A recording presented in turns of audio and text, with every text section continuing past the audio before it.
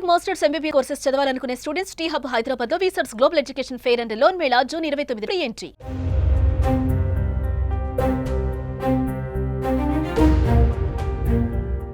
సాధారణంగా new year starting లోనో financial year starting లోనో మధ్యతరగతి వారిని ప్రభావితం చేసే ఆర్థిక మార్పులు ఎక్కువగా ఉండటం చూస్తుంటాం. కానీ ఈసారి జూలైలో చాలా చేంజెస్ రాబోతున్నాయి. అందులో చాలా వరకు ప్రజలపై డైరెక్ట్ గా ప్రభావం చూపేవే. Aadhaar, PAN, Tatkal rules, banking, credit కార్డులకు సంబంధించినవి ఈ లిస్ట్ లో ఉన్నాయి. ఆ లిస్ట్ ఏంటో ఒక్కసారి చూద్దాం. ఇకపై పాన్ కార్డ్ తీసుకోవాలంటే ఆధార్ కార్డు తప్పనిసరి చేసింది కేంద్రం. జూలై 1 నుంచి పాన్ కార్డ్ కోసం ఆధార్ నంబర్, ఆధార్ వెరిఫికేషన్ ను CBDT తప్పనిసరి. ప్రెజెంట్ ఏదైనా గుర్తింపు కార్డు, బర్త్ సర్టిఫికేట్ ఉంటే పాన్ జారీ చేస్తున్నారు. ఇకపై పాన్ తీసుకోవాలంటే ఆధార్ డీటెయిల్స్ ఇవ్వాల్సిందే. ఇప్పటికే తీసుకున్న వారికి పాన్, ఆధార్ లింక్ తప్పనిసరి చేసిన సంగతి తెలిసిందే. ఆధార్ అథెంటికేషన్ పూర్తి చేసుకున్న వారికి జూలై 1 నుంచి రైల్వే తత్కాల్ టికెట్లు బుక్ చేసుకునే అవకాశం కేంద్రం కల్పిస్తోంది. టికెట్ల బుకింగ్ లో అక్రమాలు అరికట్టడమే లక్ష్యంగా ఈ రూల్స్ ని తీసుకొచ్చింది. జూలై 15 నుంచి బుకింగ్ టైంలో ఆధార్ ఓటీపీని కూడా ఎంటర్ చేయాల్సి ఉంటుంది.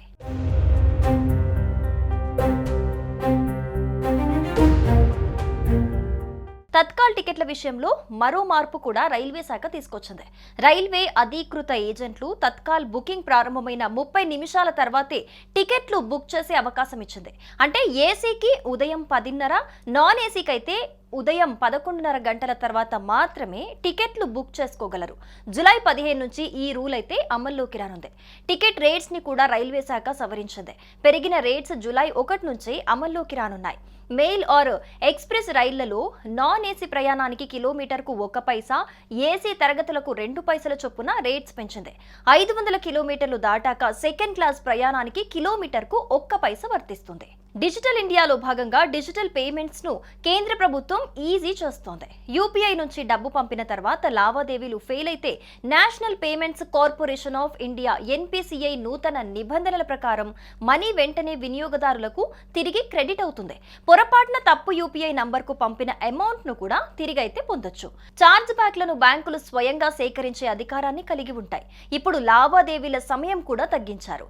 HDFC bank credit card rules మార్పులు చేసింది. జూలై 1 నుంచి ఇవి అమల్లోకి రానున్నాయి.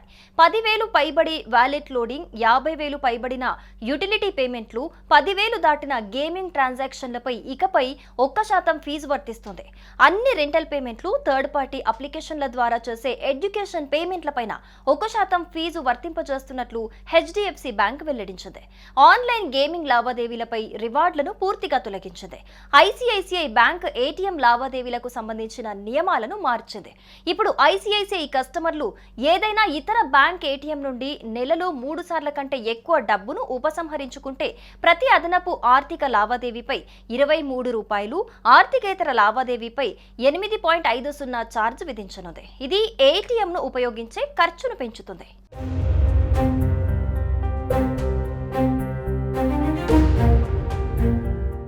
ITR ఫైల్ చేసే వాళ్లకు ఈసారి కొంచెం వెసులుబాటు కలిగించింది.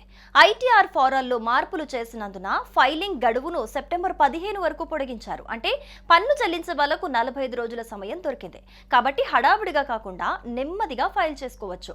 జూలై నెలలో బ్యాంకులకు సెలవులు కూడా తక్కువే ఉన్నాయి. 2, 4 శనివారాలు, ఆదివారాలు మాత్రమే సెలవులుంటాయి.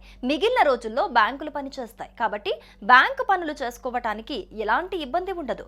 కాబట్టి జూలై నెలలో వచ్చే ఈ మార్పుల గురించి తెలుసుకొని మీ ఫైనాన్షియల్ వ్యవహారాలను ప్లాన్ చేసుకోండి.